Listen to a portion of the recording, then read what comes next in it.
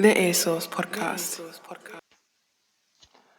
Yes. Welcome to the EarSauce podcast. Back again.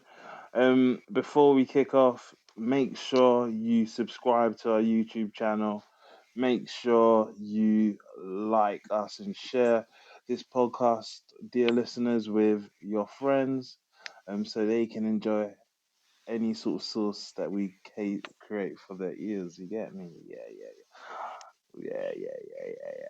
Cool. It's myself, Manny. I was waiting for you guys to know. It's myself, Manny. You can follow me on Twitter at Emmanuel Yates 90. Guys, what's your handles?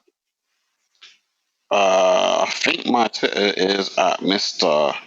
Matty Lee, but you know what you could do is you go back and check that about 19 podcasts before that and see if you got it on that one. My Instagram is at Mr. underscore Matty Lee. Lee. We got a badass over here. Yeah, you can follow. I'm just going to copy what Matt said. Just listen to the other pods. That's actually a good one. But yeah, my Twitter is at OC_Clark_10.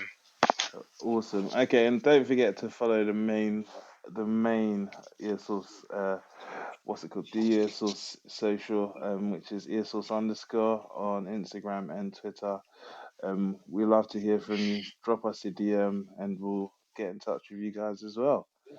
Boom. Let's start off. What music are we covering, guys, today? What are we doing? It's a big week, guys. It's a big week. Is it? Oh, my days. I wish it was. It's so boring. Can I quickly like reel it back to last week, because of course. we had a request to listen to a certain artist's music, which was Tom Box. Is that correct? Tom Boxy. Tom Boxy, sorry. I believe, yeah. Sorry for the pronunciation there. And I listened to his project, which is called. Oh my God, I closed the app. Was it Road to Adrian? This is so bad. I apologize, Tom Boxy. The music. Does the Adrian. Does the Adrian. Yeah. And you know what? It's a really solid project. My quick commentary on it is that it was very upbeat to begin with, but it slows down towards the end. Like the vibe is different towards the end. But my first thoughts were, this would have been great if it came out in the summer, because it's a summertime vibe sort of thing. Like sitting in the park, with a Bluetooth speaker, some music whilst drinking some beer or wine or whatever. It would be like a nice little vibe for that. But then when it slows down a bit more, it's like, you can jam this at home as well. So it's a nice little sound. So yeah, I do like it. It's a good project, and I would definitely listen to your next project whenever it comes out, mate. So well done on you. Everyone, give that a stream. Available on YouTube, Spotify, I believe, and also Apple Music. Yeah, so give that a spin, mate. Yeah, I think I touched on it a little bit last week, but I do rate the fact that he produced this himself. Really? Yeah, mastered, mixed, and also did like the vocals, everything himself. So I respect that independent grind. That's not even about independence. That's about actual music creativity in your own right. I really appreciate that. Like some people, like they go to the studio and all they do is perform the sounds. Some singers, for example, they don't write the lyrics, they don't produce the songs. All they do is sing it, right? And obviously you got rappers that will at least write the lyrics and rap it. But when you can do everything yourself, I think that is just really sick. I appreciate that. That's dope. Exactly. That is artistry, in itself, to be honest. Like, I always say, like, I think I've said in a previous podcast, like, how I really rate people like Frank Ocean, like Tyler the Creator. Like, you put them in the studio by themselves pretty much, and they come up with an album. You put a lot of people in the studio by themselves and nothing's coming out. Put Drake in the studio by himself, there's nothing coming out. You know what I mean? So true. Yeah, they all need like teams around them. Exactly. But when you're a one-man team, that is sick. Yeah, no, respect. No, yeah, shout out to you, Tom Boxy. Hopefully we'll get in touch soon. Maybe you can come on, give us a little bit of information about this artist grind. We'll get in touch. I'd love to hear your process of how you actually put it together.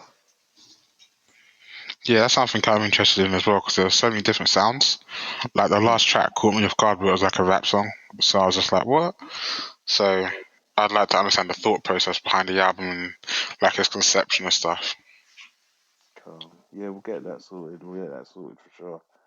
Cool, guys. In another slow new music week, we haven't had many release. Why is that? What is? Well, I'm thinking it's because Drake said he's coming out January 2021, right? He said that a couple months back. No, but I think that Drake is someone that people literally they clear a space for. They don't want to compete with Drake because my thinking is that people or fans they care about first week sales. Personally, I don't because I don't care about sales in terms of music quality, but people do care about first week sales. Did you sell 50K? Did you sell 100K? Did you sell however many K? Right. So if you're going to be competing against Drake, you automatically take a hit. So people will probably say, okay, let's just move our thing back to February or to March or whatever, rather than compete with Drake at the beginning of the year.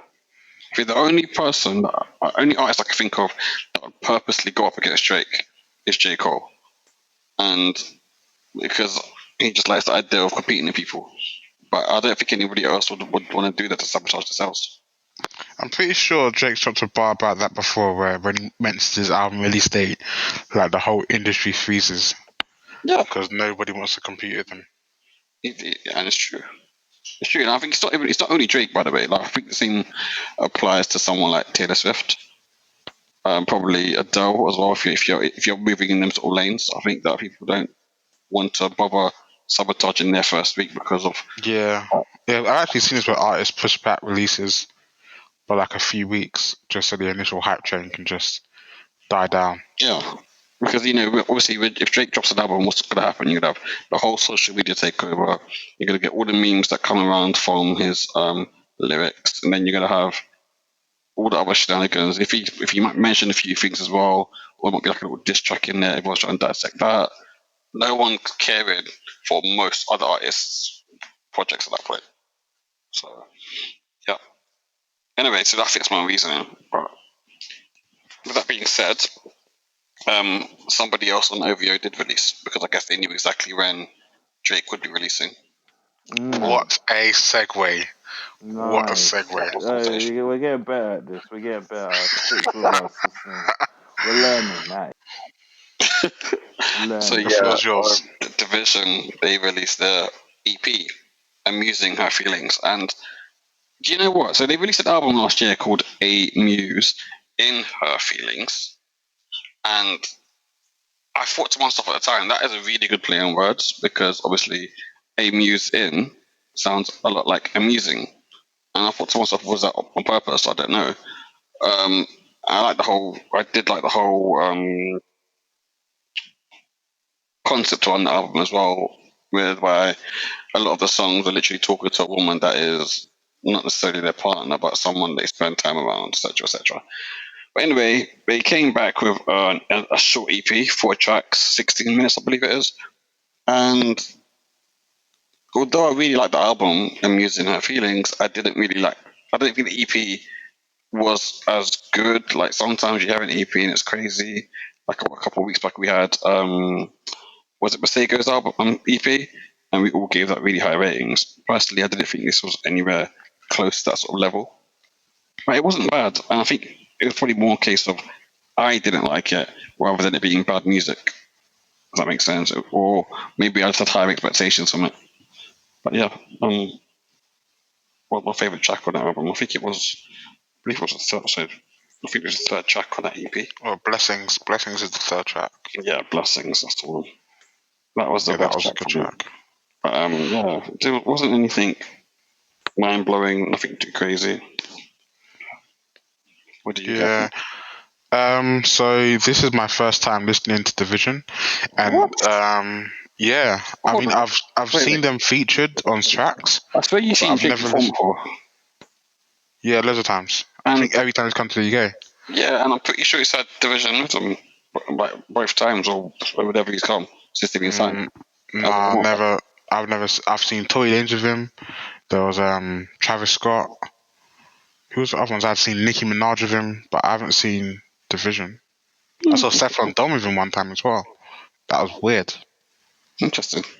And he had Tiffany Calver do some crazy. Like, I've seen been loads of people with him to perform. Like, there's been Captain Conan, there's been gigs, been loads of people, but I don't think I've seen Division. Fair enough. He'd been on Um, warm-up acts before when I went to see him. But anyway, carry on with what you're saying.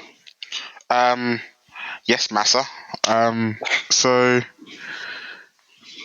I don't know what to make of this. So I actually enjoyed it. But on the streaming platforms, it's a bit weird. So they kind of merged them two into one album. So it's 20 tracks long on the album, but it's not. It's only the first four, like Matt said. The first four are good, but they definitely feel like tracks that just didn't make the cut for the actual album. So I don't want to end up reviewing the actual album, but to look at this in isolation, there's nothing bad. It just feels like noticeably poorer than the album that come before it. So I'm looking at this like a dope. I'm looking at this like a deluxe. So to me, this is like a deluxe, and it's a good listen. So it encouraged me to listen to the album, and I enjoyed it all. Just when you listen to the album after, if you listen to it on a streaming service, you'll definitely feel a difference in quality. My favorite track was one with Miguel. I think that's might be. He said. Yeah, he said. But I also liked "You Somebody." I thought that was they sampled or like covered another song, which is like a rock song, I think, or along them veins, like pop rock. Yeah, that is Kings of Leon. I actually quite enjoyed that. That's it, Kings of Leon. Yeah. I think your sex your sex is on fire. No, it's not. I think the song's called. Because they do start singing that like towards the end, right? No, I'm pretty sure that the song's actually called "You Somebody." Yeah, but then they start singing "Your Sex Is on Fire," like mixing it up as well. Yeah, I mean, yeah, you're right. It is. Yeah, so it's both of them, and they're both done by Kings of Leon. That's unique, by the way. That song, that was like every single club night that song was playing in the club. Yeah, that's probably why I kind of, because you know when you hear a song like 7 times in a club, you kind of like low-key like it even if you hate it. That's like that LaRue Bulletproof song or whatever it was. I hated LaRue. That LaRue song. Oh my god, that LaRue song was hard. Yeah, the dubstep remix. The dubstep song. Do you guys remember when the original came on? Everyone went through a dubstep phase for a bit.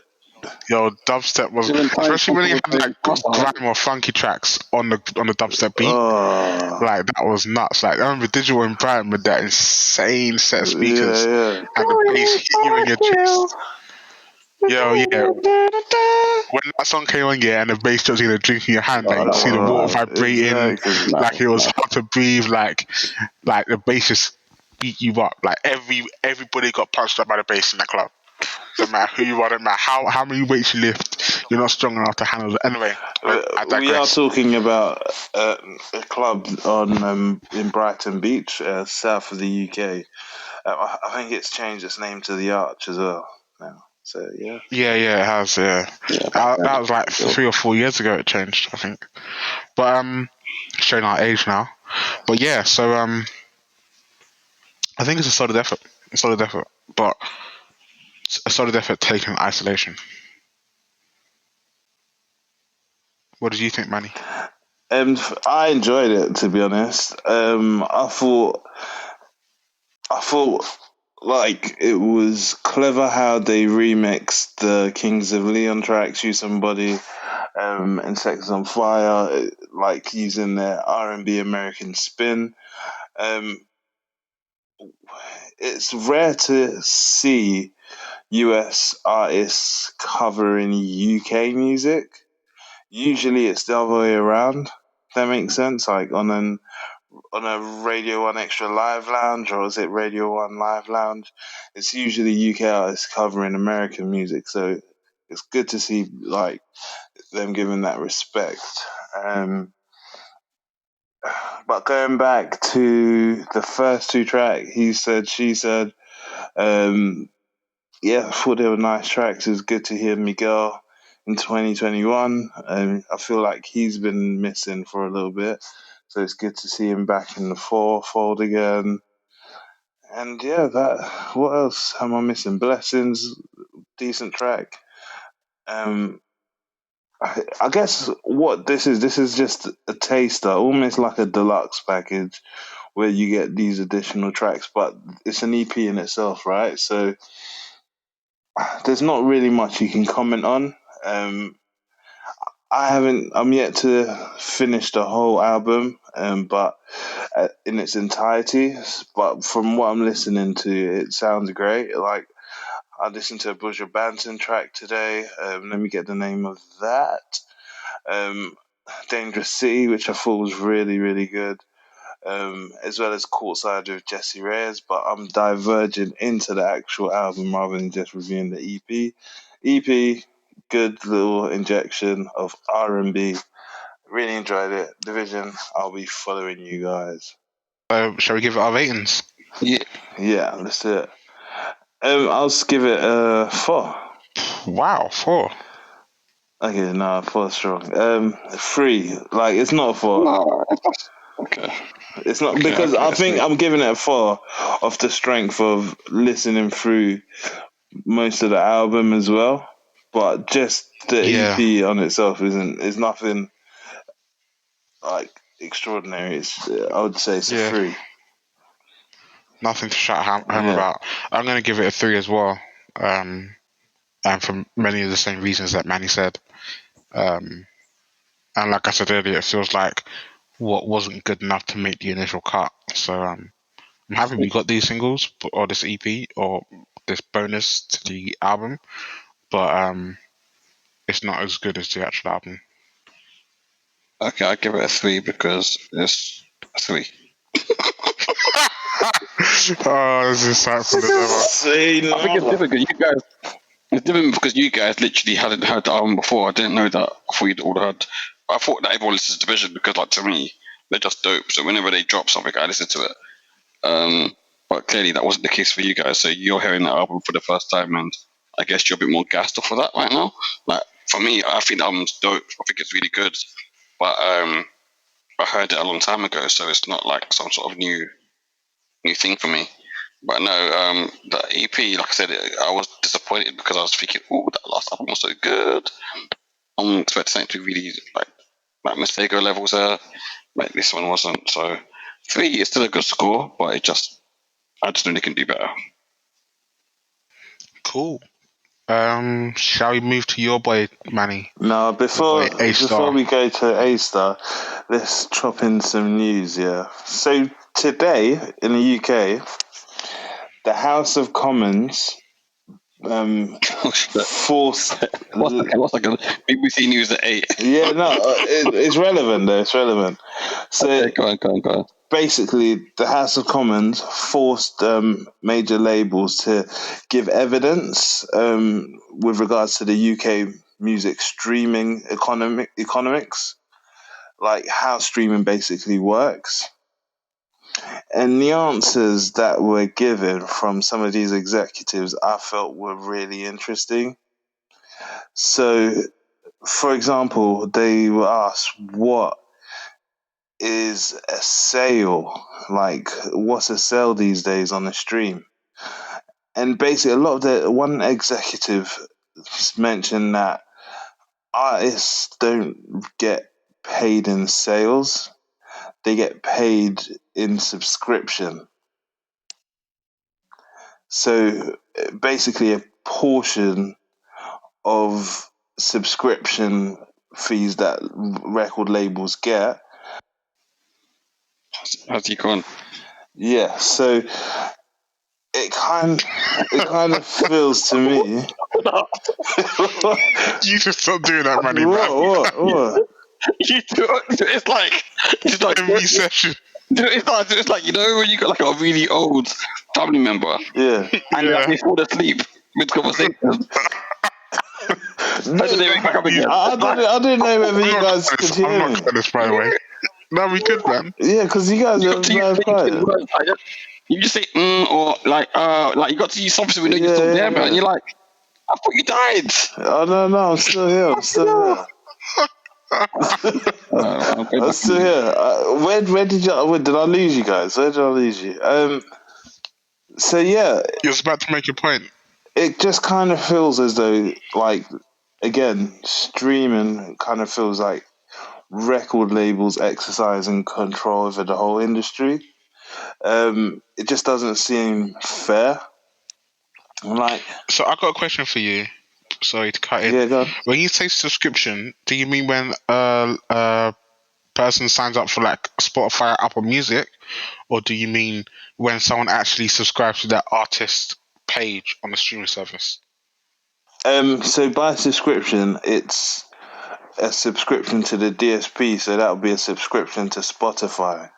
So if Spotify made 100 million in a year, and 2% of that came from Beyonce sales, basically, based off of this answer, people are saying that smaller artists will get bumped, because if an artist also listens to a small artist rather than a Beyonce, for example, apparently their money gets sucked into that Beyonce vacuum because they're not as well known, if that makes sense. So I actually saw a post on Instagram of a guy. I think he's a British singer. He's from like the 70s or 80s. He has a song called Car. Yeah. Gary Newman is he referring to? Gary Newman, that's it. Yeah, Gary Newman. He said he had 1 million streams and he only got £37 on Spotify. Now I know there was like a comparison chart up the other day showing how much artists make on Google Music, YouTube, Spotify, Tidal, and Apple Music. And I know Spotify was by far the worst. And I think Tidal, YouTube, and Apple Music were all about the same. So where I'm going with this is like Spotify, when it comes to streaming, Spotify's business practices have always been shady. And even how they treat their people that do like their content for them. So like they had the whole Joe Budden thing, and how they were treating Joe Budden for his podcast and stuff like that, and then they're all bust up. And like Spotify's way of handling business is just shady. So can I interject there slightly? Sorry, I'm not going to say that I'm not here to defend Spotify, but like, yeah, please don't take our podcast down off your platform. But what I want to point out there is that with regards to the Joe Budden thing, I'm not going to talk about what they give to artists in general, because I think all of the streaming services give too little when you really look at it, because they're literally nothing without the artists. But what the point I wanted to make was that with Joe Budden and with who was the other guy? Whose other podcast was the biggest one? Joe Rogan. Yeah. So Joe Rogan got a massive contract, and he basically negotiated his contract after Joe Budden had already signed with Spotify the first time. And that is when literally Spotify were having a crusade on the podcast. They wanted to set up as many podcasts on the platform as possible, with that hope that it would just drive more people to their service. Now, since signing Joe Budden and since signing Joe Rogan, that hasn't quite been the case. They haven't actually managed to see a massive uplift in numbers due to these podcasts being signed. So with that in mind, that's probably a big reason why they didn't want to give Joe Budden parity with Joe Rogan, because they probably don't want to pay Joe Rogan what they're currently paying him. That's the truth of the matter. But it'll be interesting to see what happens when it comes to him re-signing, whether he gets the same deal again or not. But the thing is, like, I don't understand why they signed exclusivity with them, because part of it's locked behind a paywall, sorry. And I know a huge portion of Spotify subscribers just use the free tier. Like, if you look at the paid subscribers, it's nowhere near the overall. Actually, it might be near it, but I don't think it's as big as what people pay for, like, say, Apple Music or. Okay, but my point is that they were trying to drive people towards that. No, yeah, I get that, but then where I was going to go after was they're still not even making a dent towards Apple Podcasts. I think Apple Podcasts is the biggest podcast platform, right? Yeah. Like they're still like a ways off that. Right. So You still remember that Apple Podcast was doing that well before Spotify started doing podcasts. So yeah, that's true. that's That is true. again. So that's one of the things that they're trying to do. Like even us, when I thought of let's do a podcast. When I thought podcast was a thing to actually do, it was because of Joe Budden. But then you see what Joe Budden's taken the platform to. It brings other people on board, right? So when you see Joe Budden start to Spotify, it makes me think, oh well, how did he do that? Can we get on Spotify? What's the process?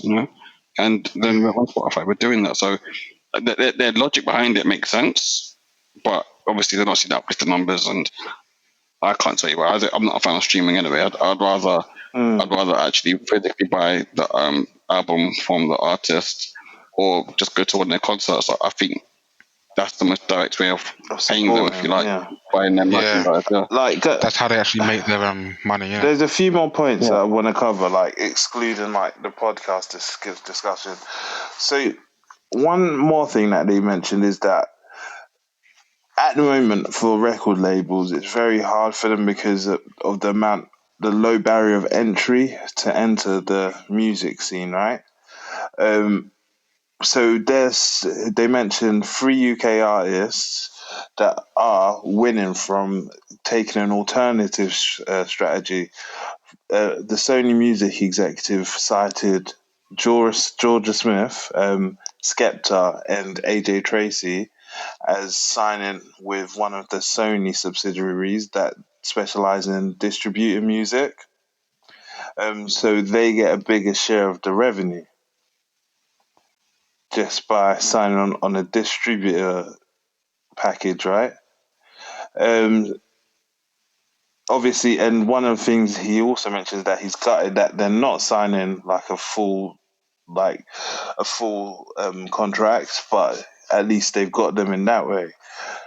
And another thing he mentioned is about, for example, breakage. So back in physical music times, record labels would charge artists breakage of records that would be traveling to music stores, and that would come out the artist's wage or advance. Yeah, so all of this stuff will be factored in, and this was another way for record labels to make money. You guys follow me? Yeah. Okay, cool. Then another thing that was raised is, why are these costs still being raised in like 2020? Because everything's digital now. So this is where this new piece of information came out.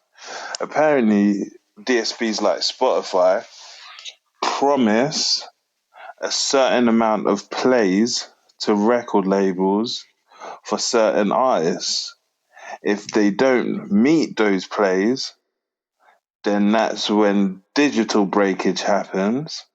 And again, that comes out of an artist's pay packet. Do you remember hearing this thing? Bad. So that isn't necessarily bad, that last bit. I won't lie to you, because essentially it's almost advertising there, right? Because that means that the platforms will push that song onto playlists or whatever to ensure that it gets streamed. So I don't think that part is bad. But I remember hearing this thing about how French Montana, one of his songs, like, I can't remember what song it was, but it came out like last year, and apparently the song was like shit, but it just kept being played on people's playlists and no one understood why. I think it's only happening on Spotify. No other platform had the tracks playing the way it was playing on that one platform. So everyone was like, what is going on here? Because I don't even like French Montana. I don't want to play French Montana stuff. But maybe this was it. Maybe he had some sort of breakage agreement, whatever, whereby they had to just make sure his song was played. So his song was just finding itself on people's playlists against their will, almost. I don't know. Yeah. I wouldn't be surprised if that was happening. That makes sense. But don't you think that's unfair? Like, because at the end of the day, if a certain amount of records has been agreed, or a certain amount of plays has been agreed by the label and DSPs like your Spotify, etc. Why must the artist suffer if it doesn't hit those targets? I can only imagine that there's no actual financial agreement there, because if it was, like, if in most contracts, right, it'd be like, okay, person A must do certain thing by a certain time, otherwise they have to compensate person B in such a way, right? So I can only assume that sort of agreement doesn't exist. Otherwise, it would just be a case of Spotify forcing it onto people's playlists for free, which they're not doing. So I see that digital breakage fee as just as like advertising budget, almost, to be honest with you. But what I would say here, if anything, the bigger thing to see here is that these artists do not need a record label. Yeah. They do not need it anymore. In 2021, in 2020, and in 2019, you didn't need it. You had, I think, everyone. I know that Stormzy's rise is not a blueprint that everybody can think, so everyone can follow. Sure, yeah. But you should definitely take your lessons from it. You partner up with a different brand. So whether it's like it could be a clothing brand, sports brand, whatever. It could be an electronics brand if you're lucky enough to do that. And make them pay for things for you and pay for your advertising. And you just have to make sure you deliver good music. Because when you look at it, Stormzy was partnered with Adidas. I don't know if he still is. But that opened up so many doors for him. Adidas paid for his tour bus. They paid for advertising for him. He was in Adidas adverts, and he was also in the advert for the announcement of Pogba signing for United, which is a big look. United is like a massive brand around the world, which is sponsored by Adidas. And Stormzy's name just went around the world like that. Everyone was like, who is this guy rapping with Paul Pogba, one of the most famous players in the world? Yeah. So I think that's a much better way of doing things. I know it's not something that everyone can do, but it's something they should look at doing. I think nowadays record labels are just a middleman that doesn't need to be there. And I think the age of the internet is kind of about taking away that middleman to save money, essentially. When you look at AJ Tracy and how many streams he's getting and how he's living, how he's able to buy things for his mum and for himself, and he's not signed to any label, I think that's a really good look. So yeah, I agree. I think you're spot on. So I think that what they said is it's I guess revealed it's peeled back, if you like, some of the secrets of the industry. But it also says to me that these young artists probably need to be a bit more savvy. Yeah, and I know also that what the record labels have been doing is they've been giving the huge artists really crazy deals. So I'm sure someone like Beyonce, probably someone like Drake nowadays, they probably take pretty much all of their money, what they make from music, from the record label. The record label probably eats very, very little from them. Yeah. But them being signed to the label will encourage other people to sign there too. I want to be there with Drake. I want to be there with Beyonce. Like, if you're on the same record label as Drake, the chance of you getting a feature from him is probably that much greater. So, that's the sort of tactic they've got to resort to now. It's interesting as well. Like, they go on to talk about what's it called, the advances they give, right? So they say that, for example, Sony Music, I don't know why, they just felt like talking today. So they were saying that on average they sign around 50 artists a year in the UK, and it's very rare that they sign someone for less than 200k, right? And they do a lot of single music deals for tracks blowing up on social media, and potentially those tracks end up it's costing them even more. That makes sense. That's like what Michael Dapper did with Man's Not Hot. Yeah. For example, he had a single deal. Not sure if it was with Sony, but it was a single deal. Yeah, and I didn't even know that. Yeah. I thought he'd done it independently. Nah, he signed a deal to get out. That's why I think that's probably one of the reasons why it kind of blew up internationally. That's why he had the music video with like DJ Khaled and stuff, didn't it? That's right. So it must have been with the same label that DJ Khaled's signed to. Most likely. I don't know who that is. And that's why you see I don't know if people realize this, but quite often artists actually charge a fee to be in a music video. But then if they're on the same label and stuff like that, sometimes you can get around that as well. So I do see some benefits to being on a record label, but I think for the most part, I would try to avoid it, to be honest. The only benefit is that it removes a lot of barriers. And I It removes a guess lot of barriers. you have the benefit What of barriers, their though? existing relationships. Like, Yeah, that's the and you main get the thing. investment budget as well. Yeah. You get the budget from investment. I get that. Like, But I feel like, there's probably other ways of doing it. I agreed. But a nice 200 plus advance for a single or two single deal isn't bad, to be fair. It's not really bad, but No. But then how much are you eating after that? exactly. After you get that 200,000, how much are you going to see again from the sales of your record? That's it, So really. is it true that you don't actually earn until you make back the advance? Yeah, because in advance.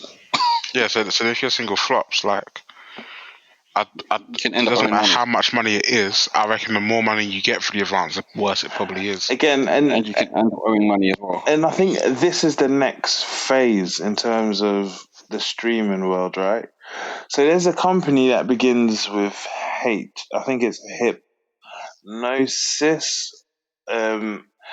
It's affiliated. Nile Rodgers is affiliated with it. Basically, what they do is they buy out all the rights from artists that currently have like the masters, essentially. So, for example, I think they spent 300 mil on Bob Dylan's catalog. Just bought it. So that indicates to me that the streaming game now isn't so much about what you accrue in the first couple of weeks. It's flipped the music scene on its head. It's all about longevity and, let's say, the music you make in the long run, the amount of money you make from your songs in the long run. So that's what streaming will do going forward. And that's where the potential is, like, for record labels. Get these single deals, take these songs for life, give these people cash in hand for it, and then you're looking at 25 years down the line, accrue all your money back and plus some. It's about the publishing, as you say, and it's about the publishing, really. Yeah, and people And to don't be honest, realize. that's like a con. It's a con for the artist. Well, it isn't. It isn't. It is because obviously, long term they're losing out. But then, let's just say if you're 16 or 18, whatever, you're just coming through like a legit artist, for example, you've literally got nothing. Then getting that little cash boost is a nice thing to have, and you can't exactly wait 25 years to see the The benefits of that. fruits of your work. Yeah, but I do see both sides. I do, but it's a real difficult one because you think to yourself that so many artists that fought real battles to get their masters and own them to begin with, and it's like nowadays people are just giving them away willy nilly. It's quite strange. And yeah, I guess more emphasis needs to be put into the whole publishing side of things, and people get these young artists understanding what it really means long term. Yeah. Again, we're just outsiders looking in, but this was just interesting from my perspective. So it'll be good to actually get like some insider information. So if anyone out there has got that insider information, jump on the pod. I would say there's actually a YouTube video that I watched. It was about how Brent Fires releases music and how he makes his money. And what he did is that he partnered up with basically a silent partner essentially, who I think he officially noted down as a manager, but in reality, all he did is provide a cash injection. And like an investor, basically. Yeah, literally like Wow. say we do have an investor in a coffee shop maybe or a clothing line. He's an investor and a music artist, so he gives him like essentially an advance, and he takes a percentage of the incomings from whatever Brent makes. I think it's just for record sales. Yeah. I believe, and then Brent also makes money off touring. but one of his strategies is that he tours more often in a wider variety of places to ensure that he's always got a really decent cash flow. That is something I saw on YouTube, and Brent's actually in there himself. Brent and his other man, Brent's got two managers, basically. One who's actually a manager, and the other one who's, like I said, more like a silent investor. So yeah, if you get a chance to watch that, that can give you a different view from a more independent artist type of aspect. I'll definitely look at that. Look out for that. Oh, send it to me. Yeah, send it to me. I'll give it a watch after the pod. You know what, Manny? Because you're my good friend, I'll actually DM it to you, bro. Cheers. Cheers. Go down the DM. Oh, cool. Sorry, So guys. yeah, back to Aystar. Yeah, back to Aystar. Your boy. Aystar Scousematic Free. Oh my days! What can I say about Scousematic Manny, you sound like he's wet for this one, boy. Oh, I got a lot to say. Oh man.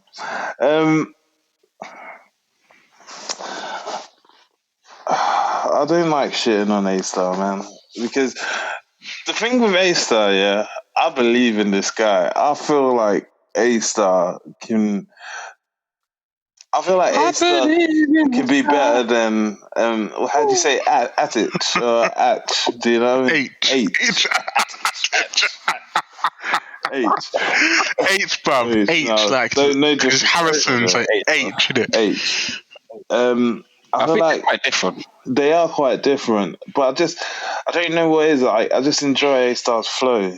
Like, I just think he has really good flow, but he gets repetitive on a lot of his songs, and I just feel as though he's not challenging himself enough.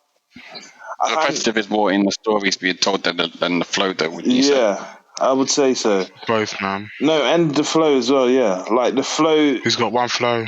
But Aystar, I can't have any energy and I just rap like this. My name's Aystar and I do traps. And I got the whaps. I'm a real bad man. I wouldn't go But to Liverpool if I was you for a bit. You're banned from Liverpool. I ain't ever going to Liverpool, bruv. I ain't ever going to Liverpool. You're banned from Liverpool now after that. But yeah, I just feel like he needs to explore like more genres, mix it up a bit, and challenge himself on different sounding records. Like, the best records on this album were the songs where he challenged himself and took himself out of the box. Would you agree? I would agree, like whether you agree or not. I'd like to see him. I think he's someone that would flourish if he was in a bit of a camp, like with other rappers that were like pushing each other to do better. I don't know his record label situation, or if he's affiliated with a crew of other rappers or anything. But I think he's independent. I can sense the potential in him, and he's not really hitting it right now. And what I mean though, like, it doesn't have to actually be in a record label. Like, for example, back in the day, Dave and AJ Tracy used to always do songs together. And I think just them two bouncing off each other probably helped both of them to improve. And I think that's the sort of thing that would apply to many other artists. I always talk about how Dreamville artists, you very rarely heard them release something rubbish because they work together and they bounce off each other. So if one of them was just recording some doo-doo, they would be told, essentially. Whereas other artists, probably someone like Drake, every now and then there might be something that comes out that's a bit crap because nobody in his camp would actually say to him that's rubbish. So imagine if Aystar had someone that was listening to his stuff. That's just like Kanye, bruv. Yeah. Bunch of yes men around him. There you go. So hold on, you seen that all of Kanye's music is good? Oh, he's got a couple of trash albums. Okay, cool. Anyway, as long as you can say it. So my view is that he would definitely help if he had a bit of competition, or at least some real people around him giving some proper opinions. Right. Yeah, and I think that's where this album kind of falters a bit for me. It's just that it does get a bit repetitive. I just feel like he could explore other sort of genres. Give us a party track. Give us something.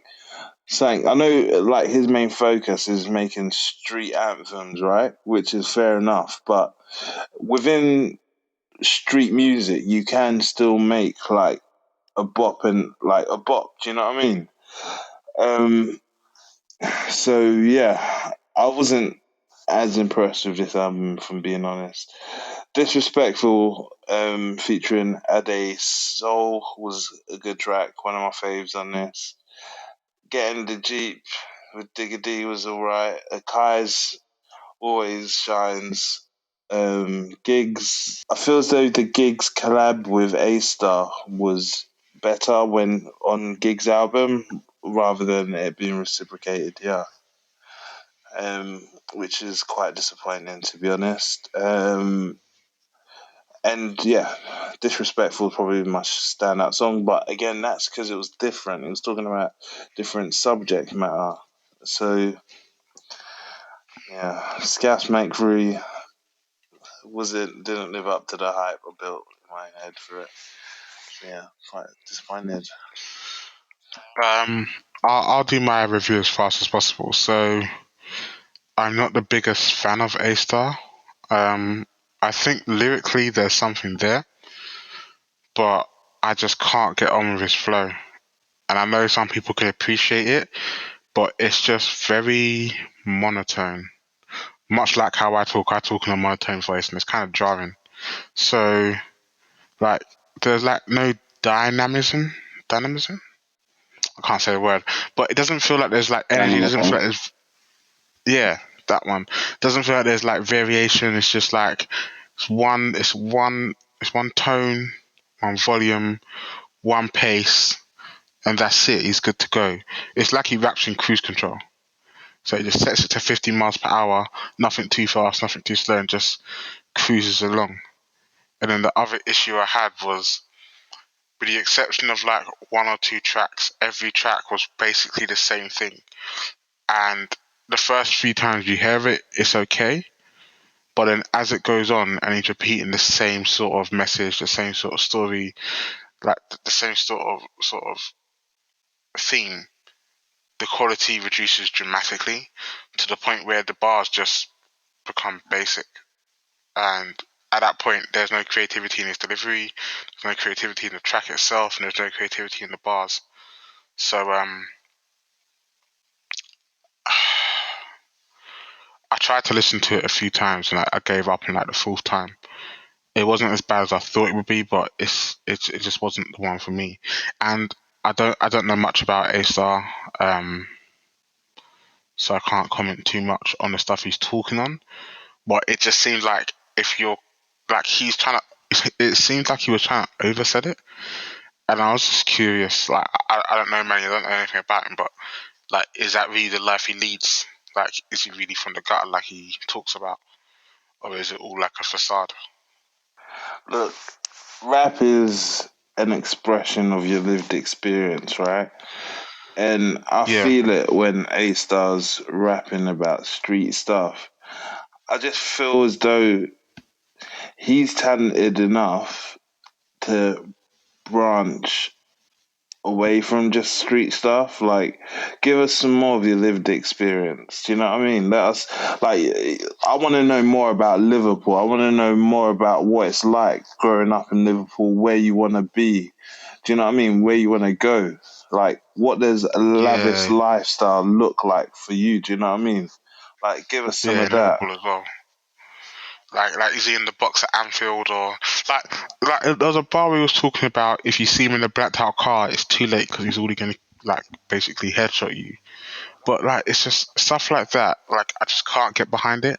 Yeah. Like you know, like sometimes rappers tell these stories of people of events that they may have witnessed but they haven't done themselves, but they've seen it. So you can't do that, but then do you believe that?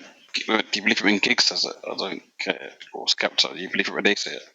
I think it's a bit different the way they do it. I think he feels like overcompensation, and obviously we know Giggs is about a life. I thought that you got to remember that Liverpool, Manchester, Leeds, they have got some proper hoods up there, you know. Like, no, I get that. I get that. I'm not saying he doesn't. I'm just asking the question because I don't know anything about him. There's nothing online from what I could see, and I was just curious, like because some of it just seemed extreme, and Giggs and Skepta never talk on that extreme level.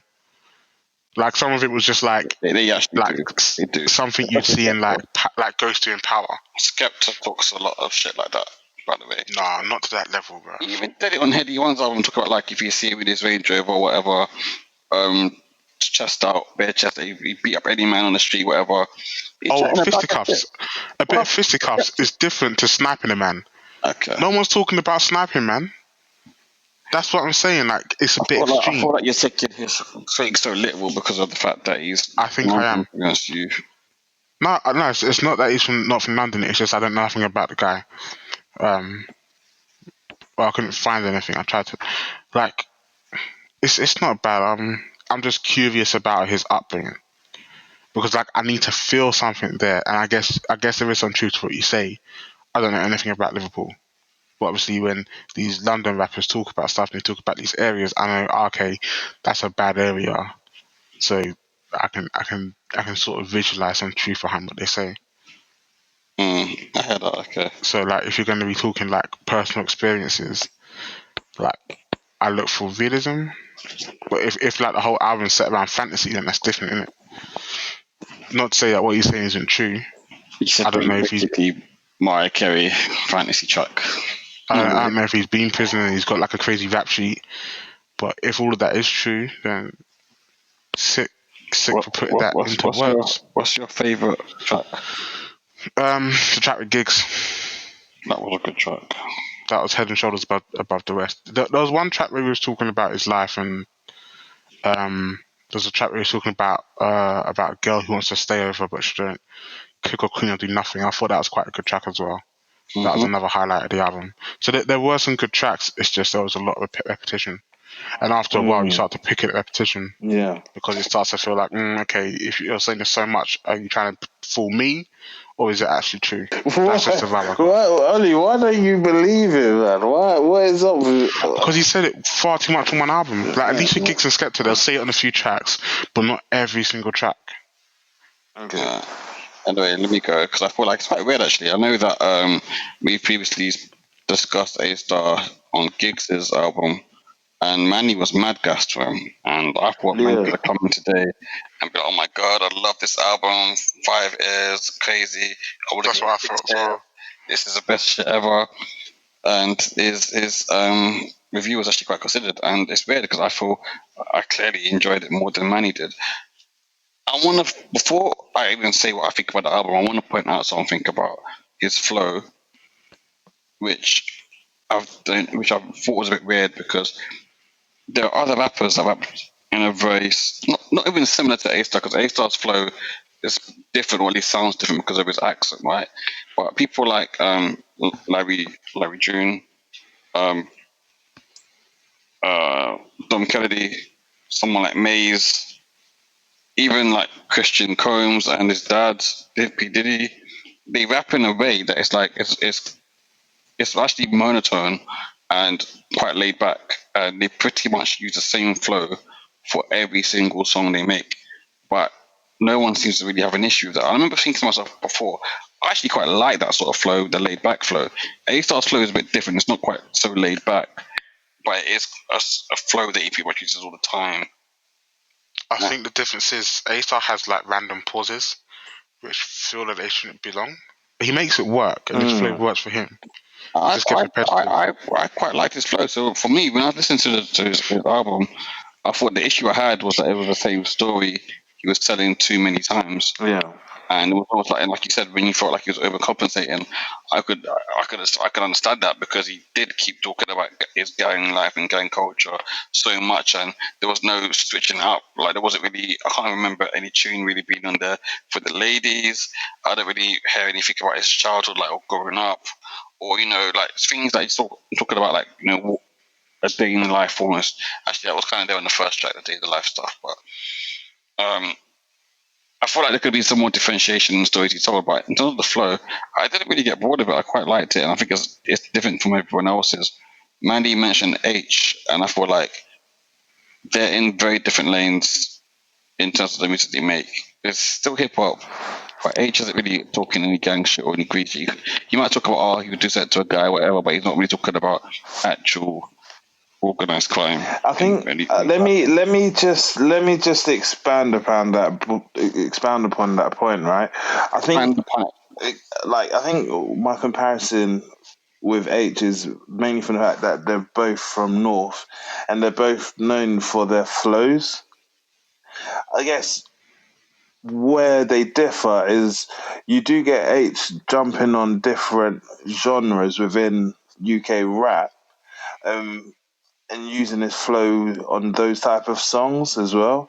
And I'm not sure whether that's because Aystar's independent and H is signed, so maybe the relationships are different.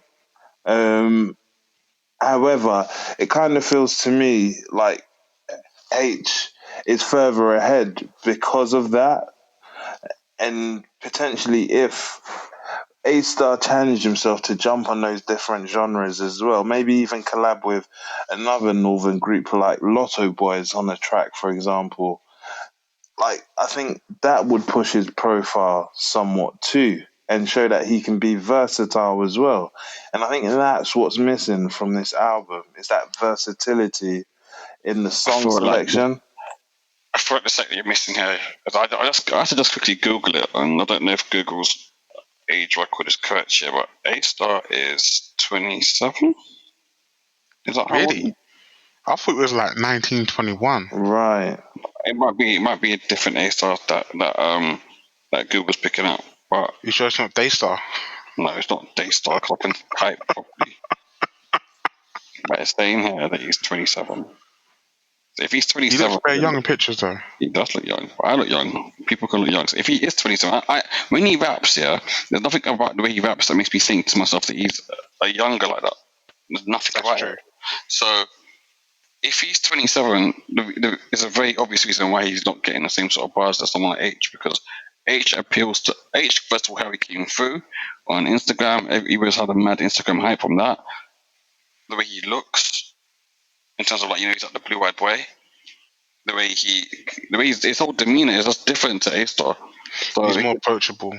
Yeah, so it's just like you can't even compare the two. They're completely, although they're both rappers, they live in two different lives, two completely different lanes. H is kind of almost riding the wave of the whole drill shit that's around right now. Aystar's not on that at all. He's not a drill artist. He doesn't want to do drill. He doesn't do drill. That's not him. So I do appreciate that as well. I think it's a completely different comparison. They're completely different artists, and they shouldn't even be compared at all, to be honest with you. Although I do understand why you said what you said. If anything, you should be comparing Aystar to someone more like Bugsy Malone. And obviously Bugsy's doing way better than Aystar right now. But I don't know. Yeah, see, that's it. That's a perfect comparison. Look